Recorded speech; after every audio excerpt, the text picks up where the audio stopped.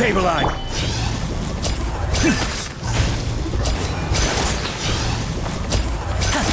And voila! Silence! Dada Kondala.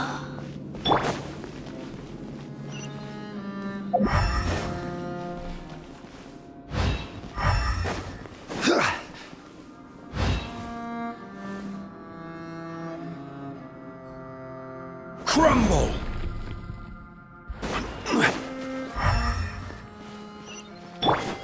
Oh no, another unstable path. Watch your step.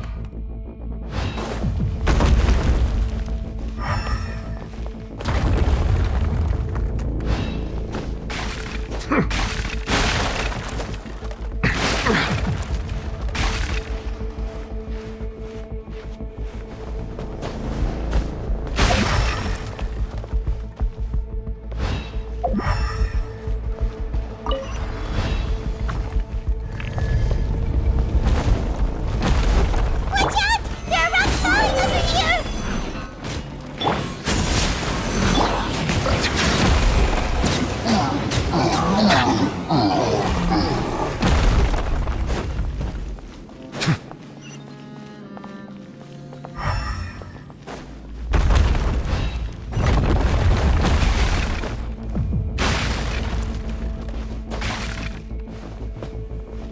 Seems we're almost at the top. Keep it up!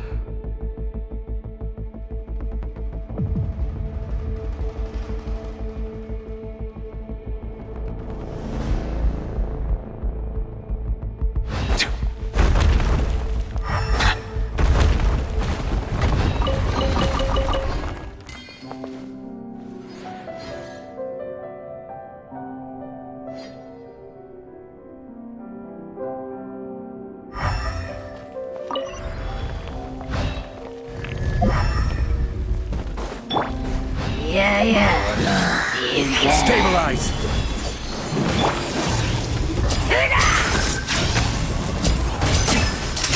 Here comes the fanatic. Step right up. Settle down!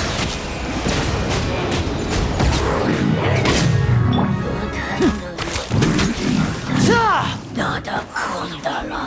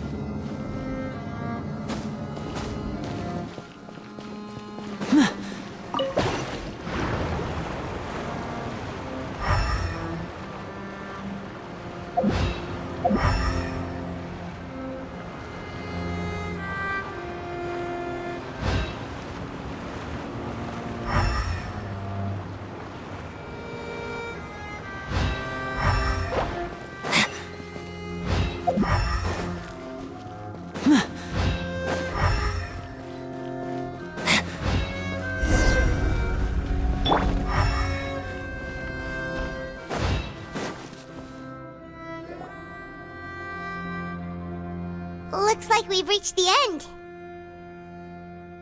This is the place. There should not be any other hidden spaces in the vicinity. The path sure had some twists and turns, but it turns out that this place isn't actually that big.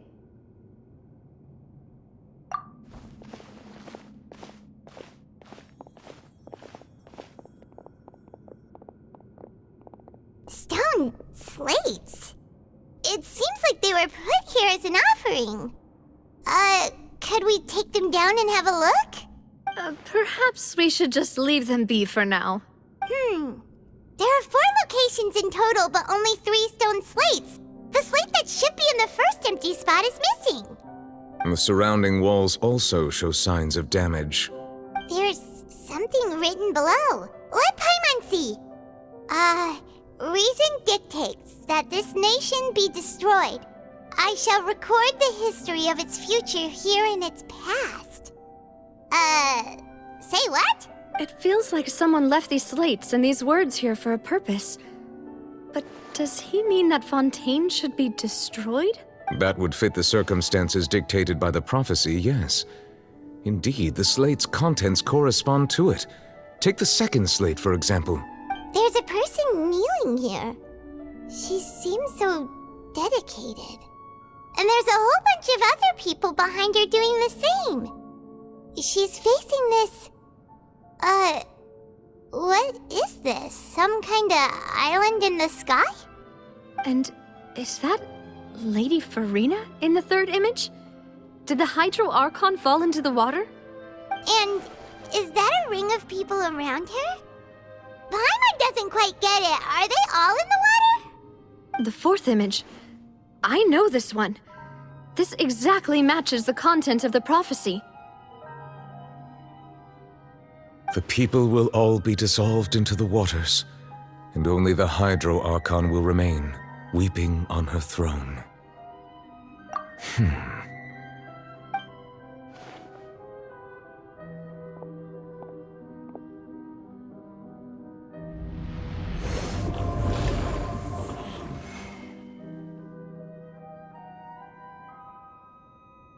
More information should be hidden in these slates, but I fear I cannot easily uncover it, most likely due to us missing the first slate. I am very sorry. Don't blame yourself, Monsieur Neuvillette. Deciphering ancient stone slates isn't one of your duties. Ooh, Paimon's getting the chills just looking at these slates. This says that it's the history of the future, right? That means the prophecy's sure to come true. I really hope it doesn't mean that. Still, Paimon feels like these images are kind of weird when you look at them together.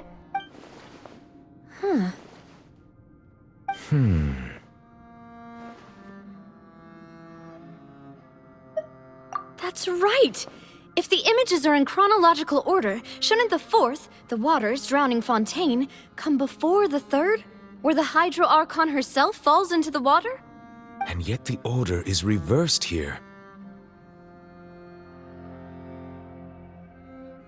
If we go by timing, Lady Farina only emerges in the third image. That means that the person in the second image might be the previous Hydro Archon. Egeria, then. I had never met her, but her appearance here does match the records. The previous Archon kneeling before the floating island in the skies, as if confessing a sin. Did she herself commit that sin? And if not, why would she be in such a posture? Also, I'm still wondering why these ancient stone slates are here at all. Judging from their contents, could this place be the origin of the prophecy? Does that mean that someone, or some people, once saw these slates? But who would have created these slates and left these words here?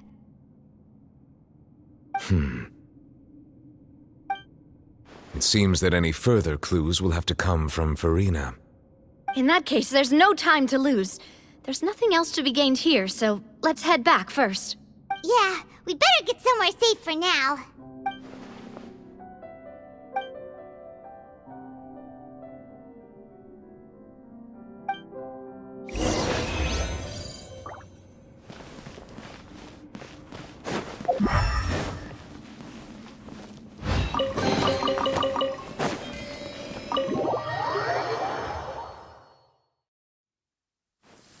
Let's split up here. I'm going to check on what's happening with the Spina.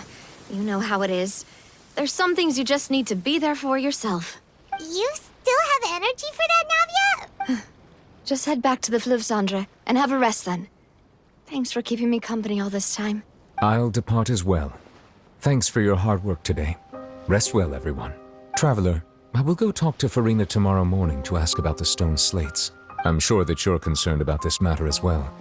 If you have time, drop by my office. I will share the results of our discussion with you. Are you really gonna talk to her about this directly? Will that be a problem? Paimon's getting a little scared now that it's come to this. She has long been harboring secrets and will not give them up easily, which makes it all the more my duty to ensure that she understands the present situation. All right, we'll leave it in your hands then. You're probably the best person to talk to her anyway. I will be carefully considering my words tonight. Traveler, Paimon, our safe house at the Fleuve Cendre is always open to you, as ever. So please don't think you're an imposition. All right. I'll be on my way then.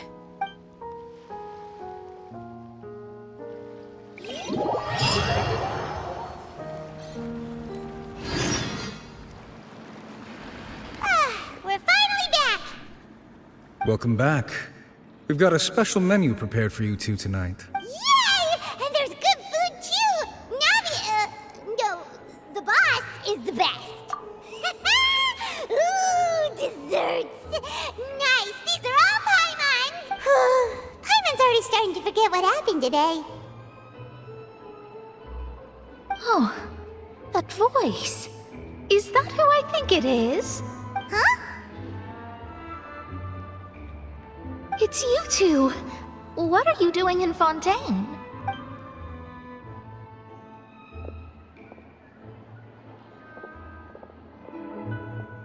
Mona?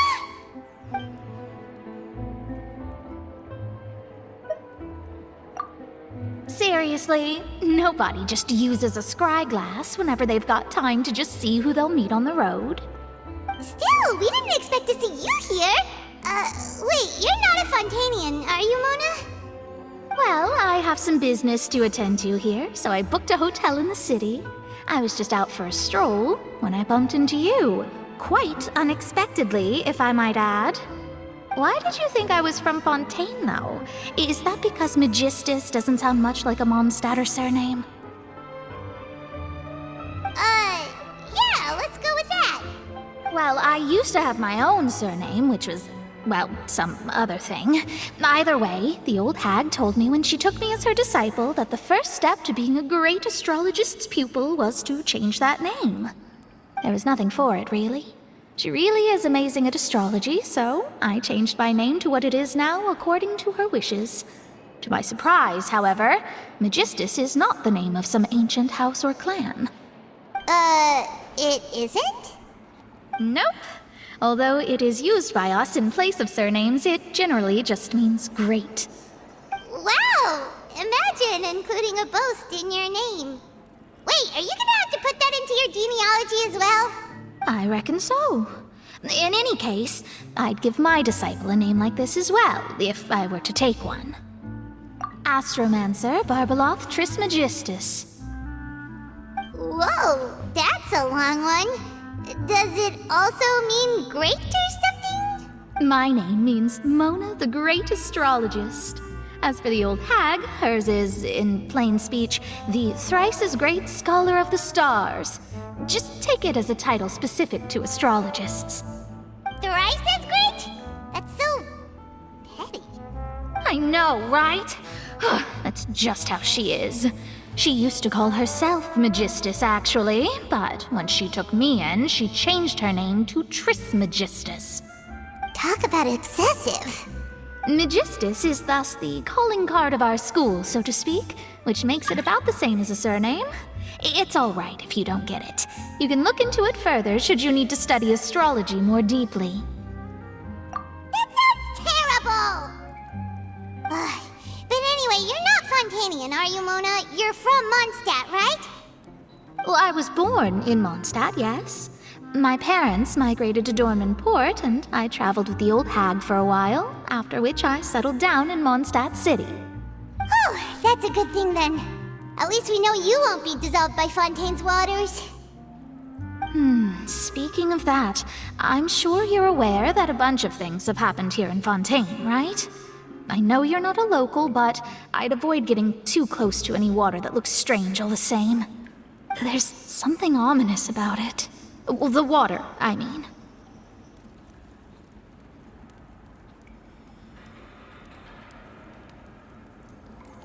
That was the main reason, yes. Just a while back, the Steambird invited me to take part in a panel and speak about the circulation of the prophecy as an astrologist. The invitation was sent quite early on.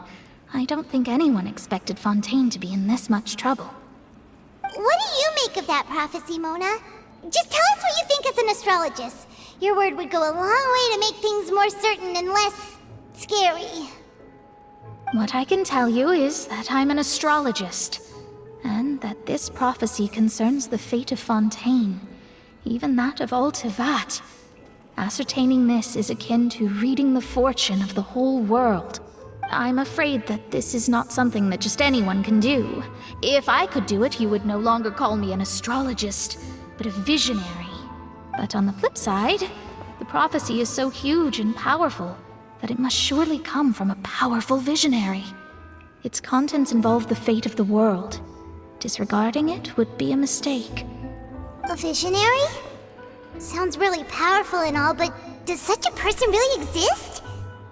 Of course. The old hag could do it, and I'd bet there are others amongst those Hexenzirkel colleagues of hers who could do something similar.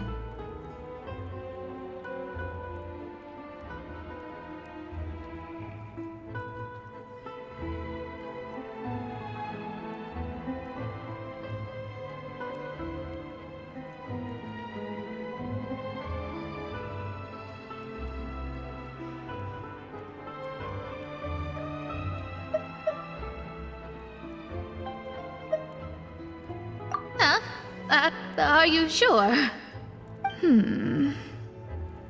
All right, I'll help you.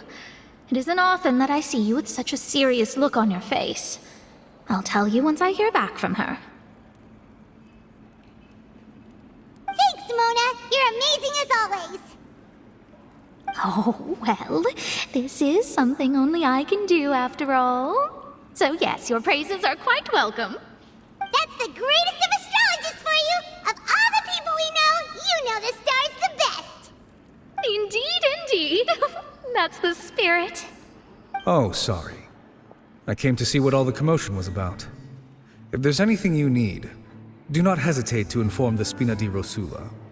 Oh, whoops. Guess we were getting a little too carried away there. Well, I'll go tend to my own business now. If I receive any news, I'll be sure to come find you two again.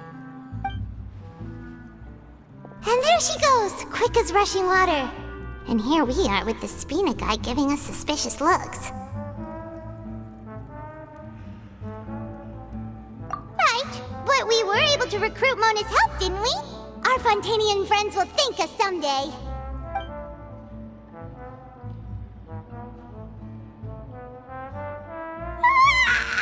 Good morning. To be honest, Paimon's still feeling kind of sleepy. But it's time to get up, Traveler. We agreed to go see Neuvillette, so let's pack it up and get going.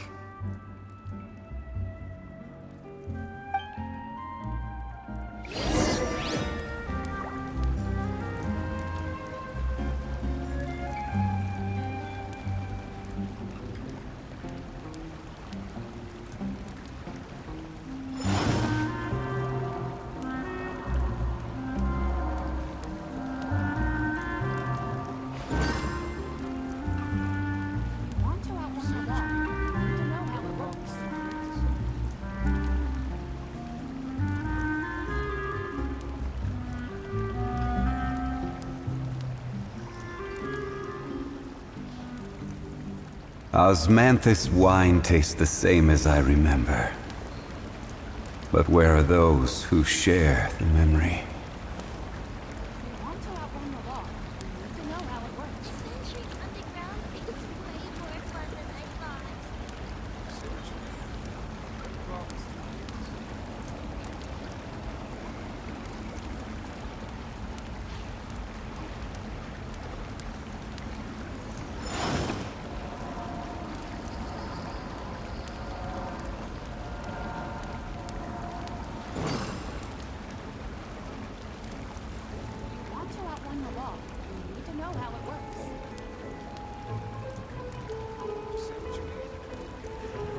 Where do you want to go next?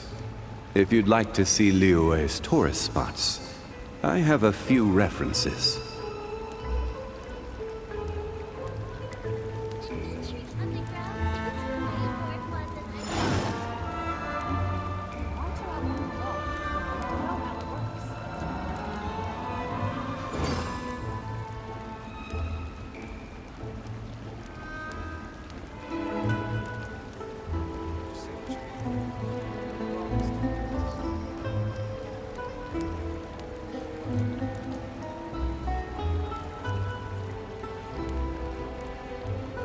Osmanthus wine tastes the same as I remember.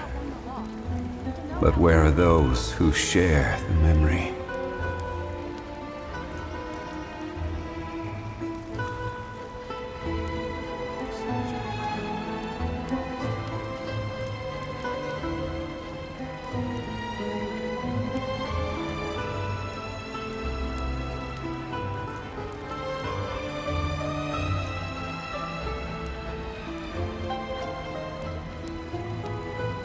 Boats are made for transferring commodities back and forth. And those that come across Liyue tend to stay a while. So it is where many things come to settle.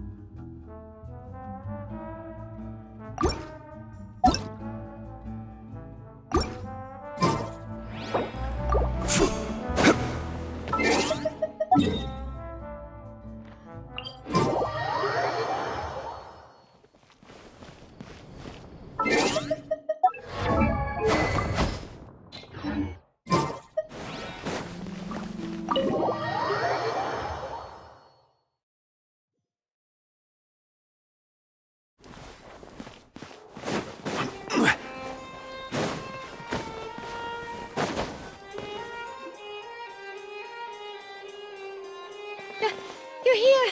Finally! Is something wrong? Monsieur Neuvillette and Lady Farina, they seem to have gotten into a dispute. Please go see for yourself.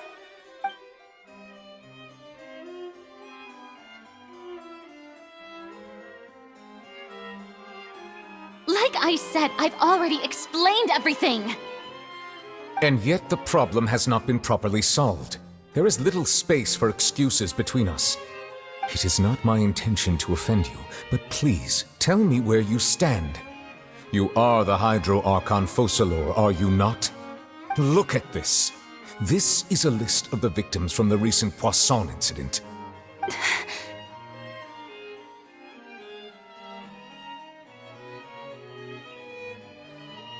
You mean...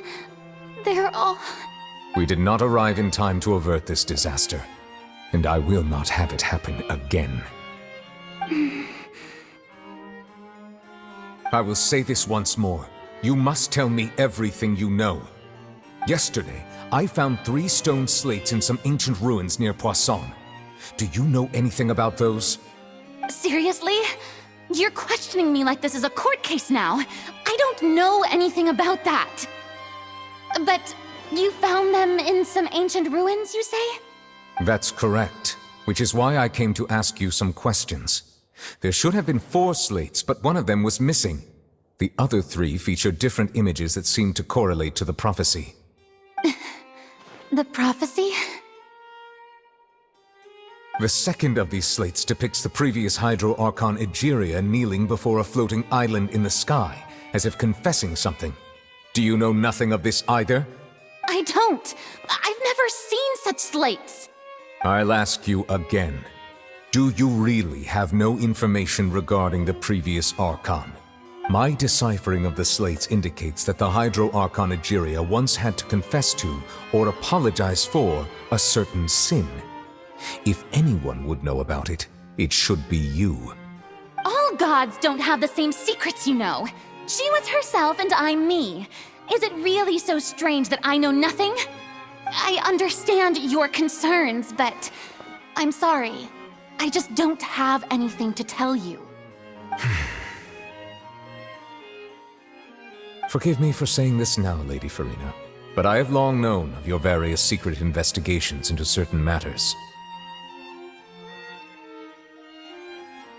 There are several indications that you have been investigating the prophecy on the sly. This is not strange in itself, considering that you are the Hydro Archon. But it is strange that you should also claim to not know any of Egeria's secrets, as well as do nothing following your inquiries. You have never been as superficial as you have presented yourself to be, nor are you a fool. And yet, your behavior is very inconsistent.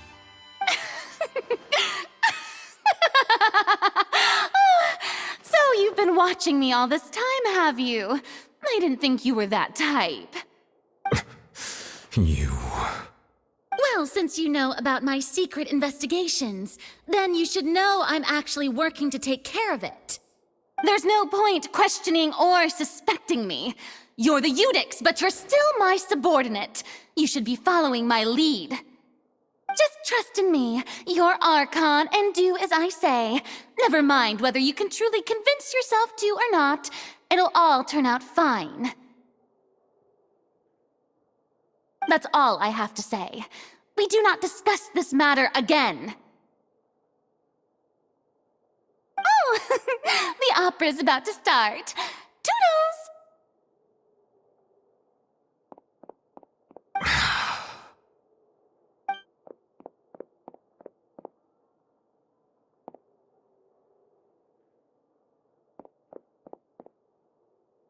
Did Farina not notice us standing by the door? Wonder what's up with her. She was smiling. She didn't seem in the mood to care if we were listening in or not. I assume you've been outside for a while now?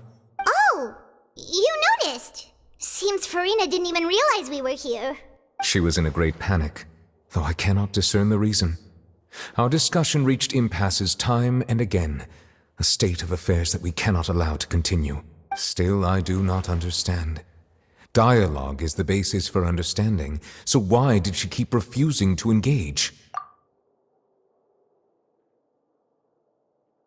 Everyone in her inner circle has noticed that she is hiding some secret. The issue is her attitude. I fear that she will not reveal anything unless absolutely forced to. We may have to create a situation in which she will have no choice but to speak. Oh? Like what? Normally, people will only reveal the truth when standing trial. Perhaps we must have the Hydro Archon experience just such a scenario. But Farina's seen so many trials, and she's really good at dodging questions. How do we make sure that she won't just slip away at the first chance she gets? We will need to consider this thoroughly, join forces with various parties, and then do what we can. If at all possible, I would prefer to recuse myself from this affair, but we must prevent the prophecy from coming to pass. This may be cruel to her, but all Fontaine is in crisis. The information a god possesses is too precious, and so we must take a chance on this. But who will lend us their aid to do such a thing?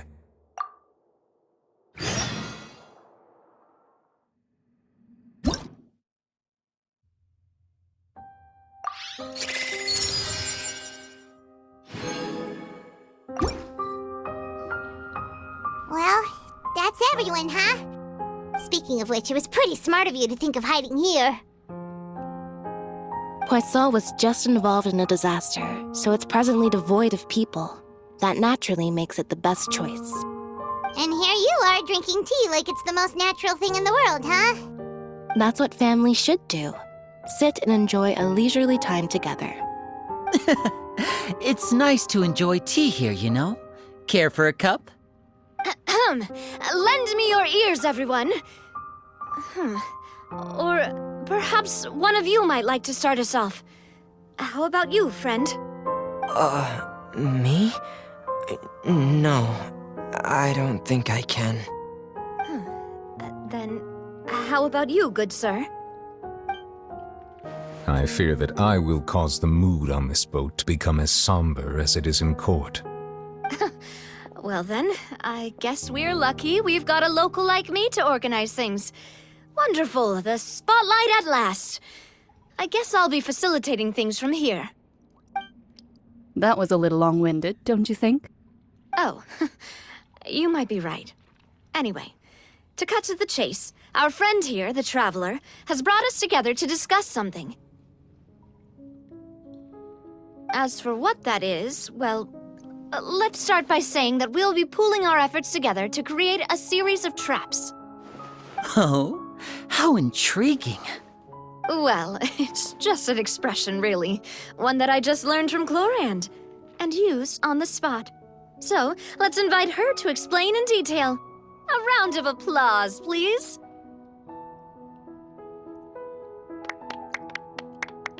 Huh? Didn't you say that you would be facilitating this? Oh, come now. Your work doesn't involve much public speaking, right? This is a good chance to practice. You might even pick up some fancy oratory tricks to impress your boss with in the future. I see. And what does my boss say? He is glad that you consider him your boss. Do go on.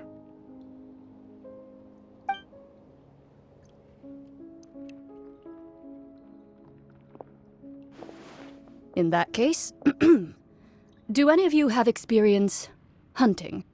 Not that I recall. Fremine and I once used a wooden stick in a basket to catch wild rabbits when we were younger.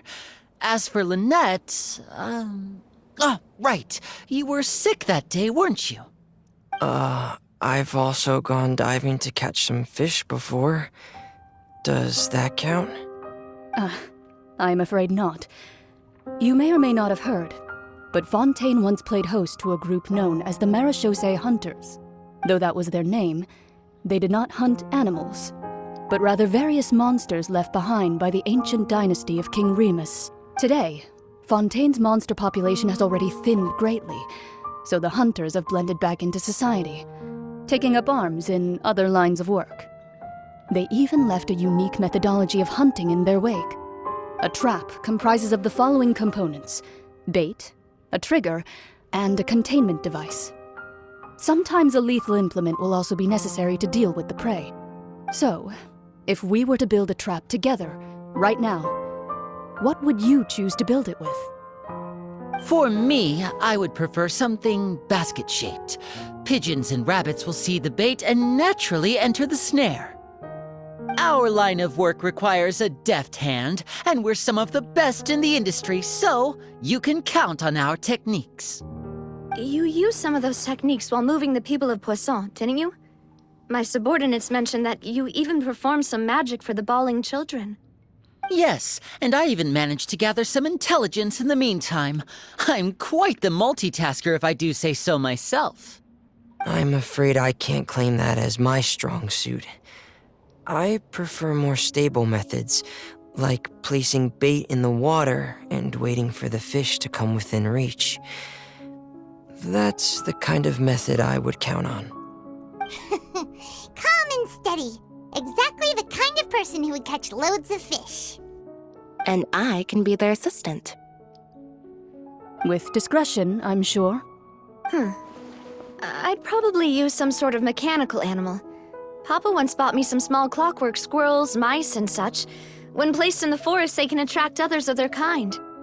I remember that you liked those too, didn't you? I did. And that would be a good way to go about it. If they're realistic enough, animals of the same kind will follow them all the way to the trap. What about you, Monsieur Neuvillette? I fear I do not have any related experience. That makes sense. You usually solve problems directly, without the use of any such tricks. But I do have one more question for you, Monsieur. If we were to create a trap now, how would you design it? I would like for it to be effective, but bring no harm to the prey. A more gentle trap would be ideal. Kind, as always. However, our intention doesn't necessarily change the containment device and the type of implement we need. If we wanted to kill the prey in one strike, we would need a powerful implement. However, that also goes for prey that must be captured and safely contained. Wait, why's that? Only a hunter who's a true expert at subduing their prey can snare it without harming it. The line that divides life and death is often exceedingly thin. So are we going hunting together? Huh. We hadn't thought of seeing ourselves as hunters. It kinda works, but maybe it's still not the best metaphor. If our means of capturing and dealing with our prey is to put them on trial, then the hunting metaphor is actually quite accurate. But we shall require much more courage than any hunter to judge a god, a being whose seat is an exalted throne. Oh, so that's what's going on. Sounds very interesting.